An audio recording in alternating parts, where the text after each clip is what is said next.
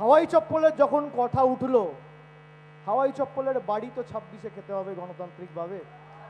High চপ্পলের বাড়ি জনগণ কাকে দেবে তার জন্য তৈরি থাকো অভিষেক ব্যানার্জি, তার জন্য তৈরি থাকো মমতা বুবু, মমতা খালা, মমতা আপা। হাওয়াই চটির বাড়ি ইস বার এপাং ওপাং দাপাং মমতা বুবু ঠাপাং। मैं कालो कोट पिंधा हूं, मैं वकील बन गया, প্লিজ মিলট 5 মিনিট, প্লিজ মিলট। তাতেও তোমার কাজ হলো না। এখন অনশন, এই ঢঙ্গের কীর্তন অবস্থান, এই অবস্থান বাংলার মানুষ তোমাকে ইটের জবাব পাথরে দিয়ে দেবে।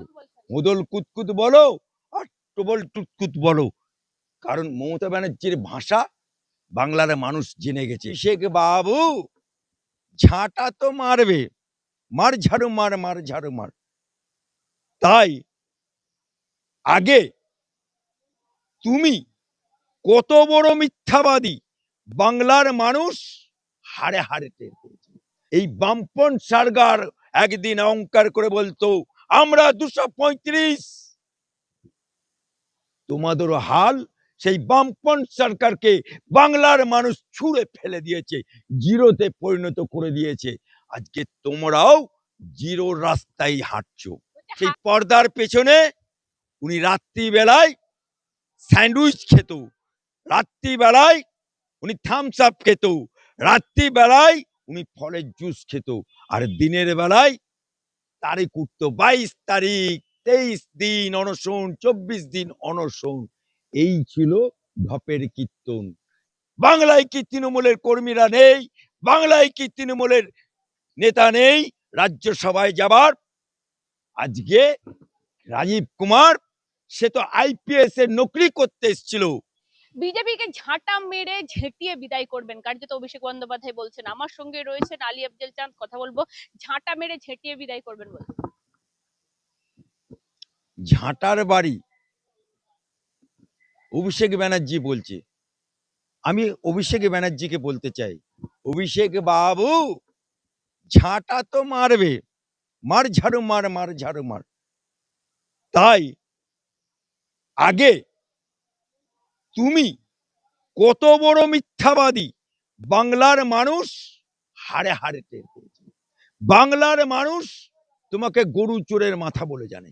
বাংলার মানুষ তুমি একটা ঢপের চপ ভাজো, সেটা বাংলার মানুষ। কারণ নোট করো, তুমি ঘাটাল মাস্টার প্ল্যান নিয়ে যখন মানুষ ঘাটালে ডুবছে, সেদিনকে তুমি দেবকে দাঁড় করিয়ে বললে কেন্দ্রের টাকা চাই না, রাজ্য সরকারের টাকা দিয়ে ডিসেম্বরের মধ্যে 2024-এর মধ্যে আমরা ঘাটাল মাস্টার প্ল্যান কমপ্লিট করে দেব। অভিষেক বাবু দেবকে তো জিতিয়ে দিল, ঘাটালের মানুষ কোথায় গেল তোমার ওয়াদা? জবাব দিতে পারবে? তুমি বলেছিলে 100 দিনের টাকা আমি আনতে যাচ্ছি দিল্লি। 100 দিনের টাকা আনতে গেলে দিল্লিতে বললেন 1 লক্ষ মানুষ জমায়েত করব দিল্লিতে।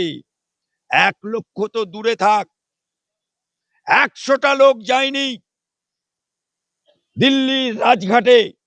100টা লোক নিয়ে তুমি বসেছিলে। দিল্লির পুলিশ মারেনি, দিল্লির পুলিশ লাঠি তোলেনি, দিল্লির পুলিশ বন্দুক তোলেনি, শুধু একটা সিটি মেরেছিল। এক সিটিতেই তুমি দৌড়ে গাড়িতে উঠে পড়েছিলে, এবং সেদিনকে এক সিটিতে দিল্লির পুলিশের তোমার এমএলএদের ফোন হারিয়ে গেল, কারোর জুতো হারিয়ে গেল। 20টা সিটে নামান। Let me finish. তারপরে কি বললো? চলো গ্রাম উন্নয়ন দপ্তরে। গ্রাম উন্নয়ন দপ্তরে ঢুকলে গ্রাম উন্নয়ন দপ্তর সৌজন্যের খাতিরে তোমাদেরকে চা খাওয়ালো, আখরোট খাওয়ালো, বাদাম খাওয়ালো, বিস্কুট খাওয়ালো। খাওয়ার পরে গ্রাম উন্নয়ন দপ্তর মন্ত্রী প্রতিমন্ত্রী বলল প্রোটোকল মেনে 7 জন এসো। তাহলে বলে না, আমরা 43 জন ঢুকবো একসাথে, যেটা হয় না, বাস্তবে কোনোদিন হয় না। তোমার কাছে 7 জনের বেশি ঢুকতে পারে না, আর তুমি বলছো 43 জন নিয়ে ঢুকবে। দিল্লির পুলিশ যখন গ্রাম উন্নয়নের দপ্তরে ঢুকলো, তখন তুমি মেয়েদের পাল্লুতে ঢুকে গেলে, তুমি তখন পাটি বাচ্চা হয়ে গেলে। সেই অভিষেক ব্যানার্জি, তুমি বাংলার বুকে পা দিয়ে রাজ্যপালের সামনে, যেখানে অল টাইম 144 দ্বারা, সেখানে তুমি ওখানে পাটি বাচ্চা হয়ে গিয়ে এখানে তুমি ষাঁড়ের বাচ্চা হয়ে গেলে। বললে এখানে রাজ্যপালের সামনে 144 দ্বারা কে পারমিশন দিয়েছিল? কোন পুলিশ পারমিশন দিয়েছিল? কোন পুলিশ কমিশন পারমিশন দিয়েছিল? রাজ্য সরকার আছে বলে আজকে দিল্লিতে গেলে তুমি হয়ে যাও পাঁটির বাচ্চা, আর বাংলায় ঢুকলে তুমি হয়ে যাও শেরের বাচ্চা। তোমার কথার আজকে তুমি জবাব দিতে পারবে। তোমার বউ সোনা পাচার করতে গিয়ে ধরা পড়েছিল বিমানবন্দরে, কেন আজ পর্যন্ত বেকসুর খালাস করতে পারলে না? জবাব দিতে পারবে। আজকে তোমার কাকু যে নাকি বলেছিল আমার বসকে কেউ ছুতে পারবে না, আমার বসকে কেউ ছুতে পারবে না, সেই কাকুর চার্জশিটে তোমার নাম এসে গেছিলে। তুমি বরং করে বলেছিলে, জনগণের সামনে চিৎকার করে বলেছিলে, আমার বিরুদ্ধে যদি এতটুকু কেউ অভিযোগ আনে, ইডি লাগবে না, সিবিআই লাগবে না, আমি ফাঁসির মঞ্চে ঝুলে যাব। ভুলে গেছো অভিষেক বাবু? তোমার কাকু তার চার্জশিটে, সিবিআই লিস্টে চার্জশিটে তোমার নাম চলে এসছে। কোথায় গেল তোমার ফাঁসির দড়ি? কোথায় গেল তোমার ওয়াদা? চোরের মায়ের বড় গলা, কুড়িতে নামাবে? কুড়িতে নামাতে হবে না। বাংলার এই বামপন সরকার একদিন অহংকার করে বলতো আমরা 235, তোমাদের হাল সেই বামপন সরকারকে বাংলার মানুষ ছুঁড়ে ফেলে দিয়েছে, জিরোতে পরিণত করে দিয়েছে। আজকে তোমরাও জিরোর রাস্তায় হাঁটছো। হাওয়াই চপ্পল নিয়ে আপনাদের এত কটাক্ষ, হাওয়াই চপ্পল আপনারা পরে যে মানুষটা 15 বছর আজকে শাসন করছেন, আপনারা 15 দিন পড়তে পারবেন ওই হাওয়াই চপ্পল? আমি অভিষেক ব্যানার্জিকে বলতে চাই যে তোমার পিসিমণি সত্যি হাই চপ্পল পরে। আমি পিসিমণিকে হাই চপ্পল পরতে দেখেছি, আমি পিসিমণিকে আন্দোলন করতে দেখেছি, আমি পিসিমণিকে বামফ্রন্টের পুলিশ চুলের মুঠি ধরে লালবাজারে ঢোকাতে দেখেছি, আমি পিসিমণিকে অবস্থানে বসতে দেখেছি। पर्दा का पैसे क्या है, पर्दा का पीछे কালো পর্দা টাঙানো ছিল। সেই পর্দার পেছনে উনি রাত্রিবেলায় স্যান্ডউইচ খেত, রাত্রিবেলায় উনি থামস আপ খেত, রাত্রিবেলায় উনি ফলের জুস খেত, আর দিনের বেলায় তারিখ উঠতো 22 তারিখ, 23 দিন অনশন, 24 দিন অনশন। এই ছিল ধপের কীর্তন। তাই তুমি তোমার পিসিমণির, তাহলে বাংলার বুকে তুমি তো বলো, তোমরা বলো বাংলার মেয়েকে ভোট দাও, তাহলে বাংলার মেয়েকে যদি ভোট দেবে, তাহলে রাজীব বাবু, রাজীব কুমার কোন সা বাঙালি? বাংলার মায়ের কোন ঘরে জন্মেছে? বাংলায় কি তৃণমূলের কর্মীরা নেই? বাংলায় কি তৃণমূলের নেতা নেই রাজ্যসভায় যাবার? আজকে রাজীব কুমার সে তো আইপিএস এর নকরি করতে এসেছিল, সে নকরি করতে এসে আইনের চেয়ারে বসে সারদা থেকে, নারদা থেকে, গরুচোর থেকে, সমস্ত অভয়া মামলা থেকে আইনের আচ্ছাদন দিয়ে তোমাদেরকে রক্ষা করেছে। সেইটাকে বলতে যে আগামী 26-এ হাওয়াই চপ্পলের বাড়ি খাবেন গণতান্ত্রিক ভাবে। আগামী দিনে 26 সালে মমতা বাবুর ভাষায় বলি, হাই চপ্পলের বাড়ি জনগণ কাকে দেবে তার জন্য তৈরি থাকো অভিষেক ব্যানার্জি, তার জন্য তৈরি থাকো মমতা বুবু, মমতা খালা, মমতা আপা। হাওয়াই চটির বাড়ি ইস বার এপাং ওপাং দাপাং মমতা বুবু ঠাপাং। আরেকটা বিষয় হচ্ছে অভিষেক বন্দ্যোপাধ্যায় বলছেন রথযাত্রা হচ্ছে এই তো 5 স্টার কালচার। মমতা বন্দ্যোপাধ্যায় বলছে বাসে করে যাচ্ছে, সেখানেই খাচ্ছে দাচ্ছে, সমস্ত কিছু করছে, এমনকি মল ত্যাগ পর্যন্ত করছে। তাতে আবার রথযাত্রা, আপনারা রথের কি গুরুত্ব বুঝছে? তা অভিষেক ব্যানার্জিকে বলছি,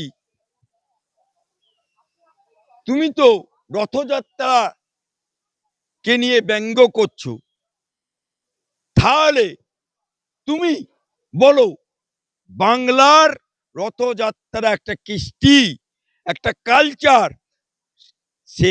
তাকে নিয়ে তুমি ব্যঙ্গোক্তি করছো। তাহলে তোমার পিসি দুর্গাঙ্গার মন্দির যখন করলো, মুসলমানদের জায়গা, মুসলমানদের ওয়াকাফের সম্পত্তি, মুসলমানদের ওখানে মসজিদের দেয়াল ভেঙে সেখানে দুর্গাঙ্গন মন্দির কেন করলো সরকারি টাকায়? জবাব দিতে পারবে? কেন দীঘায় জগন্নাথের মন্দির করলো, এবং শুধু মন্দির করে ক্ষান্ত হলো না, মন্দিরের প্রসাদ রেশনের মাধ্যমে হিন্দু মুসলমান সবার ঘরে পৌঁছে দিল। আমি মুসলমানদের ওই লম্বা টুপি, গোল টুপি, হাইন সাহেব, মহিল সাহেবদেরকে জিজ্ঞেস করতে চাই, তোমরা তো বলো যে মুসলমান ধর্মে কোনো দেবতার পুজোর প্রসাদ খাওয়া হারাম, তাহলে মমতা ব্যানার্জির ওই দুর্গা, ওই তোমার দীঘার মন্দিরের জগন্নাথ দেবের প্রসাদ মুসলমান বাড়িতে বাড়িতে পৌঁছলো, তার বিরুদ্ধে সোচ্চার হলো না কেন? এখানে বিক্ষোভে বসছেন মমতা বন্দ্যোপাধ্যায়। কার্যত তিনি বলছেন যে এই মুহূর্তে দাঁড়িয়ে ভোটাধিকার ছিন্ন করা হচ্ছে, ভোটাধিকার মানুষের কেড়ে নেওয়া হচ্ছে, সব মানুষদেরকে নিয়ে এসছেন, তাদেরকে প্যারেড করাচ্ছে। দেখুন, মমতা ব্যানার্জির নটঙ্কি, মমতা ব্যানার্জি ইয়াদ করো, বাংলার মানুষকে আবার স্মরণ করে দিচ্ছি আমি, অ্যাডভোকেট আলী আফজল চাঁদ, মমতা ব্যানার্জি বিরোধী নেত্রী, সিঙ্গুরে 98% কারখানা হয়ে গেছে, উনি গাড়ি নিয়ে ডানকুনি দিয়ে যাচ্ছেন, ডানকুনিতে বামপন্থের পুলিশ আটকে দিয়েছে, উনি সোজা গাড়ি ঘুরিয়ে নিয়ে এসে এই আমার হাইকোর্টের ডান পাশে বিধানসভা, সেখানে ঢুকলেন, সংবিধান হাতে করে নিয়ে ওই হাই চটি পরে, ওই সাদা শাড়ি পরে নাচনে কোদন হেলেন। সেদিনকে বলল যে বামপন্থের পুলিশ আমাকে ঢুকতে দিচ্ছে না, গণতন্ত্র মানছে না, এই দেখুন হাতে গণতন্ত্রের ধ্বজা। সেদিনকে বিধানসভা হচ্ছে জনগণের মন্দির, বিধানসভা হচ্ছে বিধায়কদের মন্দির, বিধানসভা হচ্ছে আইন প্রণয়নের জায়গা, সেই বিধানসভাকে ভেঙে চুরমার করে দিল তখনকার বিধায়ককে অর্জুন সিং, তখনকার বিধায়ককে সোনালী গুহ, তখনকার বিধায়ককে মদন মিত্র, তখনকার বিধায়ককে এখন শিক্ষামন্ত্রী পার্থ চট্টোপাধ্যায়, এরা ভেঙে চুরমার করে দিয়েছিল। কোন গণতন্ত্রে লেখা আছে যে সরকারি সম্পত্তি বিধানসভা ভেঙে চুরমার করে দিল? তাই উনি যখন বিরোধী নেত্রী, তখন থেকে গণতন্ত্রকে হত্যা করতে, আজকে ক্ষমতায় আসার পরে 15 বছর পরে কোন কানুনে লেখা আছে সরকারি টাকায় মন্দির করা যায়? কোন কানুনে লেখা আছে যে জগন্নাথ দেবের মন্দির করা যায়? তাহলে বামপন্থ সরকার 35 বছর বাংলায় ছিল, আমার বাংলায় 30 বছর কংগ্রেস রাজত্ব করেছে, 20টা রাজ্যে বিজেপি সরকার আছে। তোমাদের ভাষায় বলি বিজেপি সাম্প্রদায়িক, তোমাদের ভাষায় বলি বিজেপি মুসলমান বিরোধী, কিন্তু একটা মাইকেল আলের ক্ষমতা আছে যে 20টা রাজ্যে বিজেপি সরকার ক্ষমতায় থেকে একটা মন্দির করেছে বা মসজিদ করেছে, কারণ সরকারি টাকায় করা যায় না। কিন্তু তোমরা আজকে অবস্থানে বসে একটা সাংবাদিক পদে বসে আর একটা সাংবাদিকের বিরুদ্ধে তোমরা লড়াই ছেড়ে দিলে, কিন্তু তোমরা কুতকুত বলছে মমতা ব্যানার্জি।